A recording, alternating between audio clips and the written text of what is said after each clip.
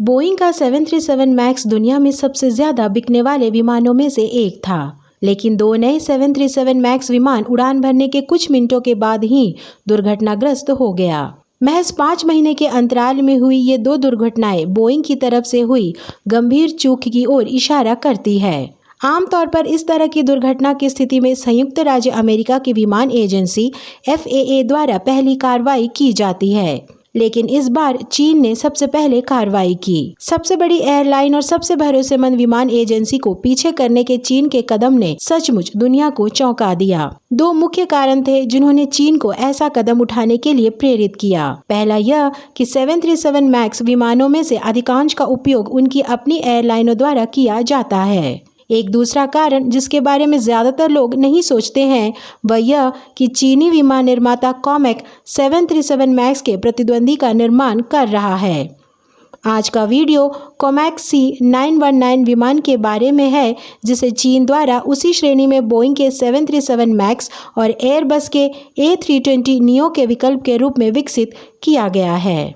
कॉमेक C919 विमान 2023 में सेवा में प्रवेश कर चुका है। विमान निर्माण क्षेत्र में आधी सदी से भी अधिक अपनी सर्वोत्तता और अनुभव से आगे बढ़े विमान निर्माण क्षेत्र के दिग्गज बोइंग और एयरबस को महज 12 साल पहले स्थापित कॉमेक चुनौती दे रहा है। कॉमेक और चीन ने इसे कैसे कर दिखाया, हम इस वीडियो में इसकी समीक्षा करेंगे। चीन आज दुनिया में सबसे तेजी से बढ़ता विमान बाजार है।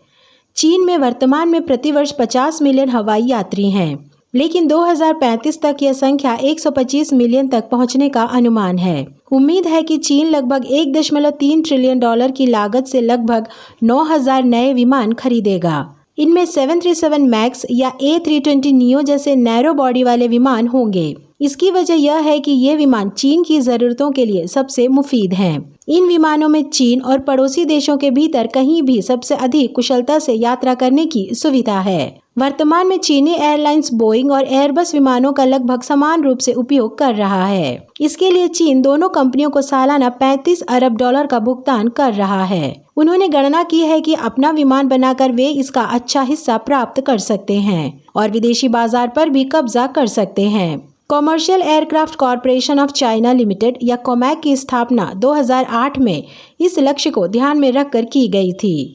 इसकी शुरुआत ARJ-21 नाम के एक विमान के निर्माण से हुई, जो 90 यात्रियों को ले जा सकता था। हालांकि चीन ने दावा किया कि विमान पूरी तरह से स्वदेशी रूप से विकसित किया गया है, लेकिन मैकडॉनल्ड डगलस MD-80 के विमान से इसकी समानता को नजरअंदाज नहीं किया जा सकता है। MD-80 जो कि 40 साल पुराना विमान है। कॉमेक का अगला लक्ष्य 190 यात्रियों तक ले जाने में सक्षम मध्यम आकार के यात्री विमान का निर्माण करना था। जब कॉमेक का नाम चीनी लकी नंबर 9 में जोड़ा गया तो नाम C919 बन गया। हालांकि दुनिया की फैक्ट्री माने जाने वाले चीन के पास आधुनिक विमान विकसित करने के लिए तकनीकी ज्ञान या अनुभव नहीं था। हालांकि चीन ने C919 के फ्यूसलेज और विंग्स को स्वदेशी रूप से विकसित किया। विमान का इंजन और कंट्रोल सिस्टम कॉमेक द्वारा बेहतर ढंग से निर्मित नहीं किया जा सकता था। इसीलिए चीन पश्चिमी देशों में से कई महत्वपूर्ण पुर्जे खरीदता रहा, लेकिन साथ ही माना जा रहा है कि चीन ने हैकिंग और जासूसी के जरिए उन्हीं कंपनियों का तकनीकी ज्ञान चुराने की कोशिश की। उदाहरण के लिए कॉमेक 919 विमान में उपयोग किए जाने वाले उन्नत लीप इंजनों की तकनीक को चुराने का एक संगठित प्रयास किया गया था। इसके हिस्से के रूप में चीन की खुफिया एजेंसी MSS से जुड़े टरबाइन पांडा नामक हैकरों के एक समूह ने कथित तौर पर लीप इंजन के निर्माताओं के खिलाफ साइबर हमला किया। इसके अलावा लीप इंजन बनाने वाले GE एविएशन के इंजीनियरों को प्रभावित कर सूचनाएं लीक करने की कोशिश की गई। यह किसी के लिए कोई आश्चर्य की बात नहीं थी कि चीन ने घोषणा की कि वह कुछ महीने पहले C919 के लिए CJ1000X इंजन को स्वदेशी रूप से विकसित कर रहा था।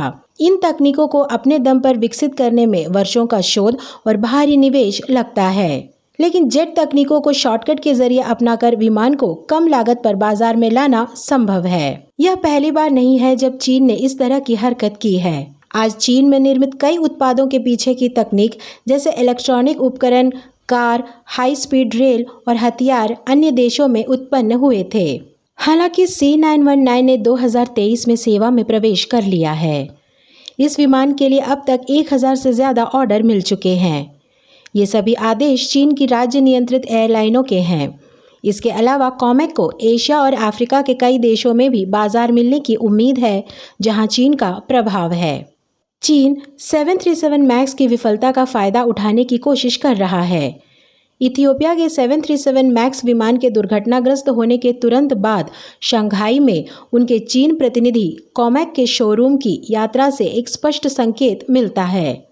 माना जा रहा है कि कॉमेक ने इसी श्रेणी के 737 मैक्स और A320 नियो की आधी कीमत पर C919 विमान को लॉन्च किया है। यदि कोई गुणवत्तापूर्ण उत्पाद कम कीमत पर उपलब्ध है तो इसके पीछे की तकनीक की उत्पत्ति को देखने की जहमत कोई नहीं उठाता है। जब 737 मैक्स विमान पहली बार जमीन पर उतरा तो इतने दिनों से बोइंग की धुन पर उछलने वाला संयुक्त राज्य अमेरिका के FAA से अधिक सर्वश्रेष्ठ है चीन के CAA ने यह स्थापित किया। C919 नैरो बॉडी एयरक्राफ्ट की सफलता के बाद चीन की योजना एक वाइड बॉडी एयरक्राफ्ट भी लॉन्च करने की है। करीब 290 यात्रियों को ले जा सकने वाले लंबी दूरी के विमान को रूस की मदद से विकसित किया जा रहा है। कॉमेक के विमानों के आने से एविएशन मार्केट में कंपटीशन तेज होना तय है, लेकिन उम्मीद करते हैं कि एयरलाइंस के लालच से यात्रियों की जान और सुरक्षा को कोई खतरा ना हो।